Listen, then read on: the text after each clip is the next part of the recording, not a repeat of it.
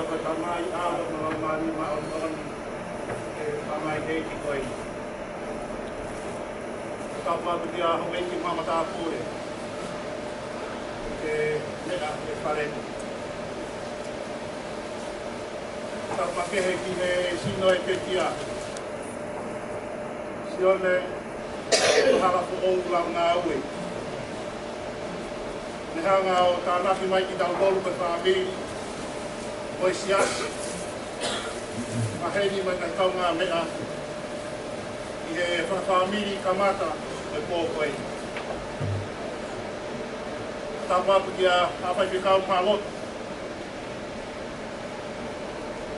Tā pakehe atu ki he whahu o wāre ho mea e sea.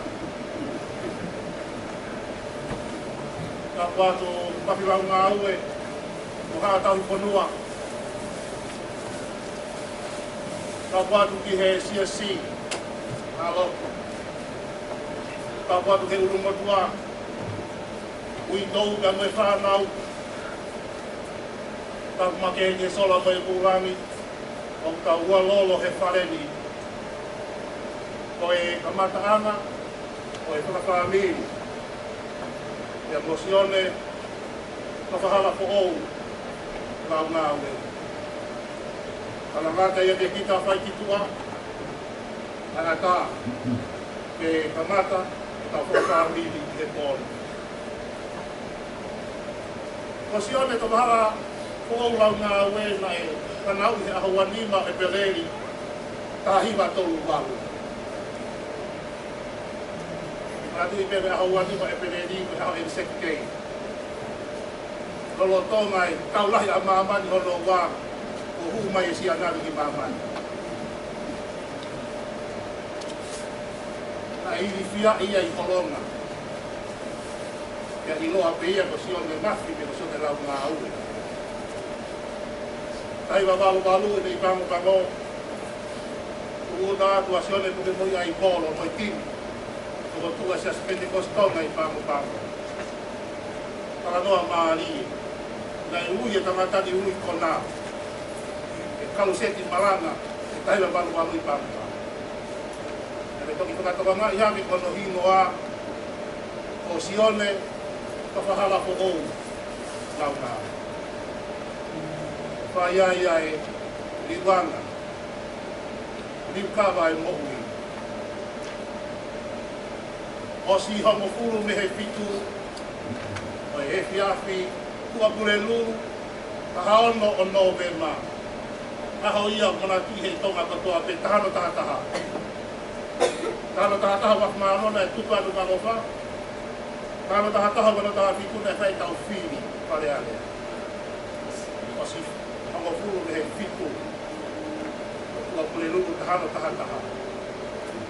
Nene tuko wholau watu. I tā iku pare mahatu. Na kurele wha mui atu ke sione sa pati atu ki mua.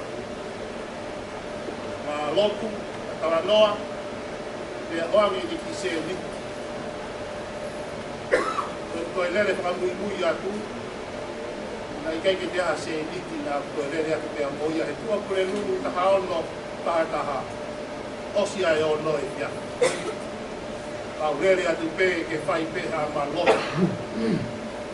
Tau e mohe ana he whia fitu si te, mohe he pure lulu, mohe he tua pure lulu, kia ue ua te osi ai o no ki pare mahaki, o whai pe e maloku.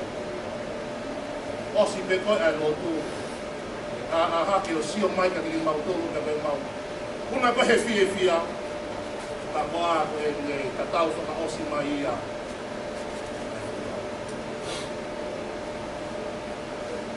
Ka au kitu mo furu maa hipa. Ai te waki ke whai hono kā tuama hono waru noa, ua lima e peleri e nang fuko. O kure mai na laki. E whai e kuko lau e tamai. Sione toka pe o toka anga.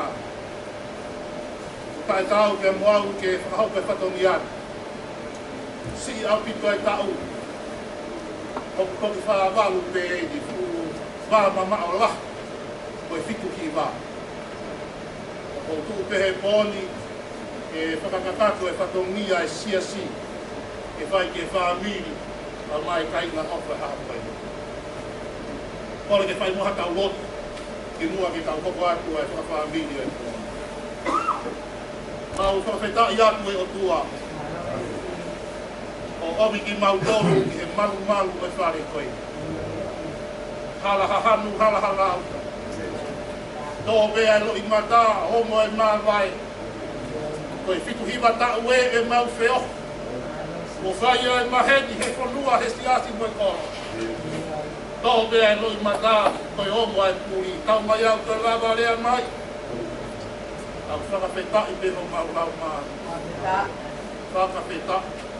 Pena e whai pe ai teu ki a aho peheni. Whakatapui atu e o tua e kolokalama o e pia pisti. Ke rangi ia pe o whakā. Ka mea pe te mau whai. Au whakaanu pe ke rangi ia pe whasa ati o. Whakatapui atu e whai lotu waki a honi. Rangi ia pe whakā. E si tu karaisi ko a. Tokori ke mokata ia ni kua suko lona. Pau ke walu ke palotu e Siriana, o ko e Siriana. Pau ke walu ke palotu katolika, o ko katolika. Pau ke walu ke palotu maamonga, o maamonga. O sione to wala ko ou ke kama Pentecost, ke koe pōni ke tau Pentecost. Ora ke kama na tawa aki koe pōni ke tau Pentecost.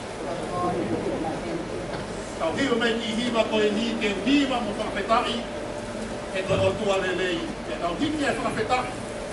Tau hiki e whakamālo koe mena nuia ke sione. E whakawhetai me mai haleluia me whakamālo.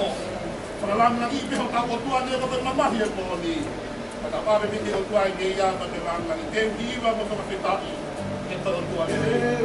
Te hiwa mo whakawhetai. Oh